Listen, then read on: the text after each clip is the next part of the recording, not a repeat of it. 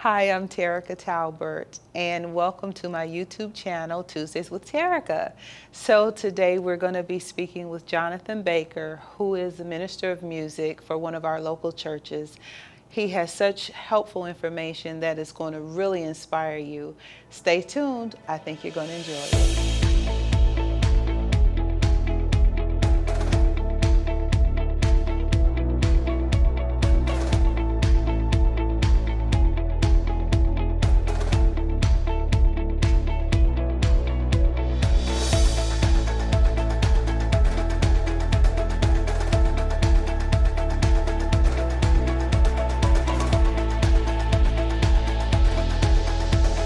Hi, I'm Terica Talbert, and welcome to my YouTube channel, Tuesdays with Terica. Yay! I made it to Tuesdays with Terica. This is amazing. You made it. We finally made it happen. I'm so excited. So as you guys can see, this is going to be quite interesting. Absolutely. Today we are going to be talking with Jonathan Baker, who is our praise and worship leader. Just want you guys to know about where we are with worship. Yeah. I don't want to, impart my thoughts and my religion on anyone, but Absolutely. I thought that this would be helpful information to help you think different about religion and salvation. Absolutely. So welcome, Jonathan. Thank you. How are you? I'm great. How are you? I am great. There it is. I am great. There it is. Hey, for those of you who don't know Jonathan now, trust me, you will. Because he is a man on the rise, because he has a love and a heart for the Lord. So Jonathan, as we are beginning and opening up, I would like for you to just share with our viewers, what is worship to you? With you being a worship leader, what does that mean to you? A simplistic value is just reverence. Reverence. It is reverence to a person, a place, a thing. The amount of reverence, that's to whatever you would take that as, or whatever you contextualize that as. But I would say simplistically, it's just a reverence. And some people, we were talking earlier, but some people don't even know that they're like making an idol or worshiping a thing, right? Yes. The amount of reverence that you give to a person, it could be your favorite pop singer, it could be, somebody who, provides some type of service for you, and you consistently show. I just think that my small definition would be a reverence. So in reverence again, we are sharing about the Lord Jesus. Yep. But yes, you can make a God out of anything. Yeah. But today we're talking about salvation. So how long have you been a praise and worship leader? Between 15 and 20 years, somewhere in there. I don't know exactly what that number is. Somewhere in the middle. Okay, In the middle. That's fair enough. Yeah. And as you begin your journey in salvation, how did you change, or what was the dynamic that actually changed for you to draw you into a more personable relationship with the Lord? Sure. I think it was just things that were happening in my personal life. The secret places of my life just took a different shape, growing up, because I think as people grow and as people get older, their lives aren't the same, from when they were young until they get to a particular point. Everything just kind of shifts and takes a different shape. And for me, I think just evaluating how life's ever-changing variables can always be a thing. I had to think differently. I had to do things differently. I couldn't do the same thing and expect different results. And so my personal life took more of a dependency because I didn't always make the best decisions. Like probably some of you didn't make the best decisions. All of us are Right. guilty. All of us are guilty. But there's moments where, you just think that whatever you think is better. You think your decision making is better, your ways are better, and then there's a rude awakening to say that it isn't. And so for me, it was a dependency on knowing that I needed help. And I think sometimes we're afraid to say that we need help, right? Yes, Like we're afraid yes. of the word need. Yeah. And, we're just so controlling. Well, because we all want to have it figured out, you know, Absolutely. especially when you're a thinker. You want to go through every process, every scenario, good, bad, indifferent, so that you can kind of come up with the best scenario for you. But that doesn't work that way when you have a dependence on the Lord. Absolutely. And one of the things that I want to just tell you how grateful I am is that as a young man, you were able to tap into the source. Yeah. I think that's so awesome because a lot of men, in my opinion, don't transition as well as some of the women. What are your thoughts on that? Sure. So my personal life, just to kind of give a sneak peek, my mom and my father, they, got a divorce when I was about 2 years old. From then, now, let me say this, everybody's cool, everybody can converse and be cordial, and we got great relationships. No drama. So no drama. it's not that type of deal, but the reality was there was a detachment, there was a disconnect, and so I didn't necessarily have the male figure right in the house to kind of learn from. I had to be observant of other male figures, but then I had the proximity of my mother, of course. And so I think my learning curve was just seeing what the need was, and then seeing, I guess, how things started to take shape when you would do a thing and when you wouldn't do a thing. I'll give an example. My mother would have a need of us figuring out what dinner was. And, at a young age, I wouldn't know, exactly what was going on in the moment, but I could see that there was something that would change in her to say, like, man, there's a need, but I can't fulfill this need, right? And so there would be this realization of, I need help in this moment. And then I would hear her, do things like sing or pray or cry out or whatever. And then 5 minutes later, that need would be fulfilled. And so I knew for me in that moment, I had to pay attention, like, what is that? I was more intrigued about what happened in that moment. And I think for me, it took personal shape of dependency of, she was dependent on the Lord, and there was a response that happened. So, right, like there was something that was a need. She realized that she couldn't do it on her own.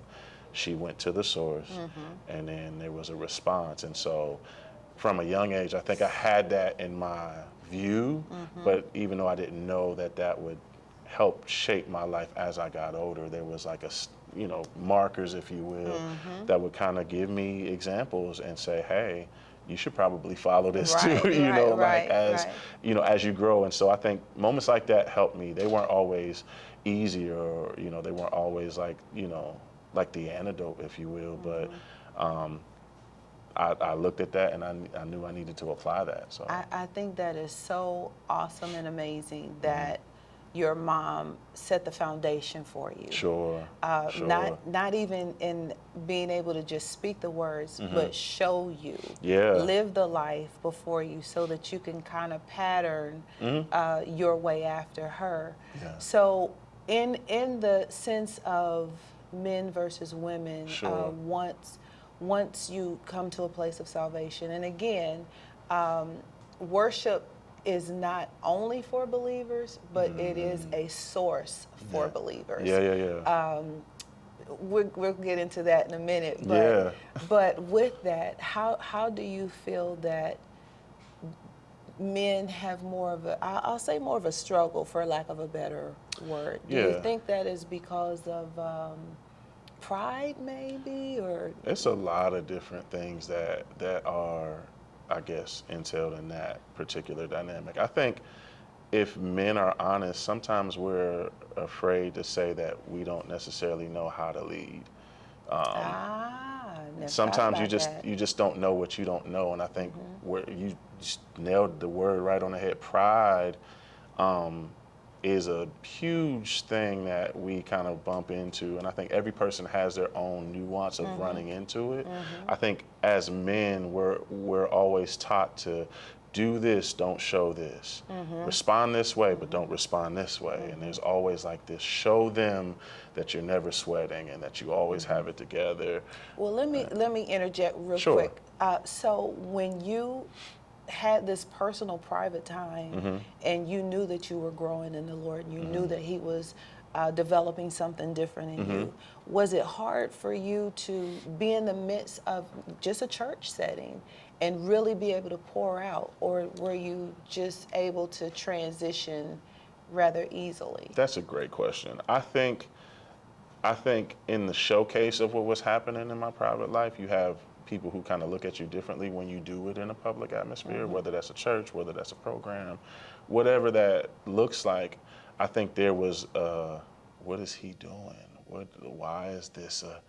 But then it Because would. it's kind of known for musicians, right? Yeah, like, so, they kind of, whatever you are positioned in, they kind of box that in, like, oh, he's just a musician, so they just do this, or he's just, a singer, so they just sing this way or do this way. And so when there's something else that kind of like is introduced to them, it's like, why are they doing that? And then, sometimes, if whoever that is, it could be left with a moment of unresolved. But then when they see something that changes or see that something is shifting because of that, it's like, I want to know more about that. And so I had I guess personal, like, I had people like ask me a lot or look at me and question a lot, like, why do you do that? Or why is this something that you've adapted to or changed to or whatever? And I think, for me, like, it pushed, kind of like this YouTube channel. It's like a Kairos moment, if you will, like a moment in time that presents an opportunity for change. And so, I got a lot of that. And so I guess to answer the other part of your question, yes, it was challenging because, of course, we're like, I don't want you to look at me, like, I'm doing something different, but, you kind of, but then on the same, and the same token, it was a freedom that I had never felt before that I love the feeling of, right? Because there was a response that I actually liked, that the Lord was presenting to me. So. It's an experience that is hard to describe, but you want everybody to have the experience. Absolutely. So if you had to tell our viewers how to position themselves, what would you tell them? How do they come before the Lord to be able to get into that secret place that allows them the experience that we're sharing about? Absolutely. There's not, believe it or not, like, in my opinion, I'm not just not going to say that, but in my opinion, there's not necessarily a formula. It's just coming to me. What the Lord said, like, come to me. I think that is the start of praise and worship. That is the start of conversing. There's not necessarily, a way that he says you should come. He didn't say, come to me with all of your solutions, resolved. He didn't say, come to me to be this particular type of race. He didn't say, come to me with this type of happiness and I don't like this type of anger. Come to me with all of your stuff, all of your things that you got questions about, because I am the one that can handle whatever you come with. We're the ones that can't handle it. Like if you come with something different and then I have a different opinion, there's a clash, but there's not a clash. So if I am a sinner and, I go to church. Sure. I don't have a real relationship with the Lord. I pray every now and again. Is that acceptable?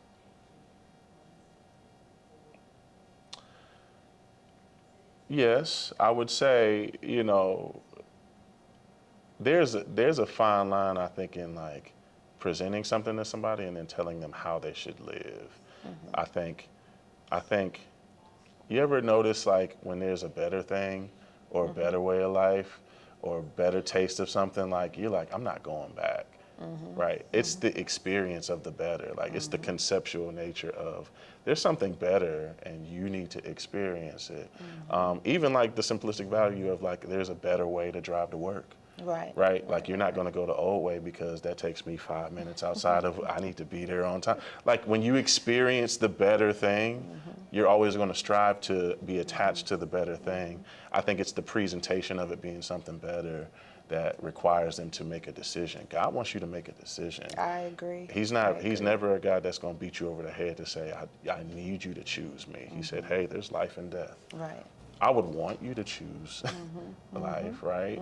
But it's ultimately up to you. And so I think the presentation of him being better is always, I think, applicable. Whether you apply that or not is up to you. I agree with you. I believe that when we have an opportunity to be in a church, the four walls, the setting of what we know to be our worship experience, Sure. Whether you have 100 different things going on, whether your life is tore up completely, whether you don't have everything figured out and you're not really sure about where you are to go next, I think for me, my personal opinion, Sure. if you come before the Lord with the sincerity of heart, and if you present that to him, then that kind of shifts you. Absolutely. It starts breaking away the scales of the heart. Yep. That will position you to be able to have the experience. And I know there is a difference between praise and worship. Yeah, it is. Would you like to share about, some of the differences with that, just so that we can have a revelation for somebody who doesn't know the difference? Because, we get caught up in praise. Yeah. We hear a good song and some music, we can get caught up in that. But there's a difference in praise and worship. Yeah. I think, going back to the worship definition, I think worship is very, reverence-based. And personable, very personable. Praise is very celebratory. If I praise a person, there's this charge that kind of goes forth. The energy is different. The word that I like to use, like when it comes to worship, is intimate. Yes. There is a intimate moment that allows you to find like the closest, most valuable things of the Lord's heart. And I love like how the Bible talks about like, we would always look at the outward appearance, but he will always examine the heart. Absolutely. When you get, and you said something very cool, like when you give your heart, I can give up stuff, but like, that's the one thing that I know that is literally like, this is the driving force behind everything that happens. If I'm able to relinquish control in that regard, give my heart, that's when I can experience him do some things. Now, it may be uncomfortable at first, it may be kind of unorthodox, but in the end, it goes back to what we talked about. It's the better thing. It's the better right? thing. Like, yes. You'll see that it's better. Like you change your way of thinking, you change your way of going about different things, and it just ultimately is better. So it's life changing. It's Absolutely. a life changing experience. Absolutely. So I'm so excited for the new things that are going on in your life. I would like for you to just kind of share some of the things that you have done as far as in ministry, and then the new thing that's coming out on the 24th. What are you talking about? So just a backstory about me. I've been involved in church since I was about 3 years old. Like, they have like the little children's choir, and everybody's like, sing, baby, you're doing such a great job. I've been involved since, We always encourage the kids. Yeah, so I've been involved since, those type of days. But like, I've been, a musician first, as it pertains to like a professional, career, playing for the likes of, like Eddie James, and I've been on, the same, stages like Kirk Whalum, and just different people who are, whether they're, a musician or just, they're known in the gospel industry or what have you. I've been, a part of those things, and then become an artist, I guess, in my own, experience. And so once I kind of found out that, hey, like I think I'm okay at doing this, right? Like there may be something here. I think that started when I was in college. And I seen like the response of people like, hey, like you really have something to say. Like there's something different about like when you do music and the way you give a message or the way you convey what you're saying. It just pulls on our hearts, and you may want to continue to do this. And so I guess, I took their advice. I think that's great. And, Great. been an artist about the same time, maybe like, 15 years plus. And I've been able to, travel the world and see that, the music has changed lives, and there have been great testimonies that have come from my music. And I'm just grateful and honored and humbled that I get a chance to do that. And what she's talking about on the 24th. The 24th. There is new music coming out. New music, yes. And so I released something with a friend of mine, and she lives in Columbus, Ohio. Her name is Renee Dion, and we did a small project called Method of Healing, and it was just like a 3-song project where, it would charge people to think and charge people to kind of get in a place of meditation and relaxation and peace and, et cetera. I kind of took that same, method, and this is Method of Healing 2. And this will be a 2-track release to where people can, it's very small, a very small project, but it will require you to just be in a place. It's gonna be huge. Yeah. So, my music will I like to present it in such a way to where it speaks to the heart, it speaks to the mind. Yes. And you can then, feel a different way, about life. Absolutely. And God and, et cetera, et cetera. So. And that's really what this whole YouTube channel is about. Again, guys, I always say we are here to encourage, uplift, and inspire. That's really all we're trying to do is make sure that you have the tools and the nuggets to help you through your week, to make you think a little different. So with that, Mr. Baker, yes, ma'am. You got a little hymn or something you would like to sing? Because a lot of times when we're in a place, and we've got so much going on now, that people need to find healing, and sometimes you can find it through song. I go back to the old school stuff. That's what I grew up on, but it helps me a little different. Absolutely. And so everybody has to find their own thing, but I know that there's something that's on your heart. And before we sign off for today, there it is. You could just share just a little hum of something. There it is. My little, I guess you touched a good place of my heart when you said I go back to, the older songs. I have come up on those same older songs, and even though I didn't know then what they would mean, I'm holding on to them. I'm holding on to those songs so tightly. One of those songs that helps me, like when I'm just in a place of need, is I don't even remember what it's called. But this part always sticks out. Jesus, Jesus, how I trust you, how I prove you o'er and o'er. Jesus, Jesus, precious Jesus, oh, for grace to trust him more. And that always puts me in a place to say, you know what, I don't have it today. Yes. But I'm always going to put my trust in him. Absolutely.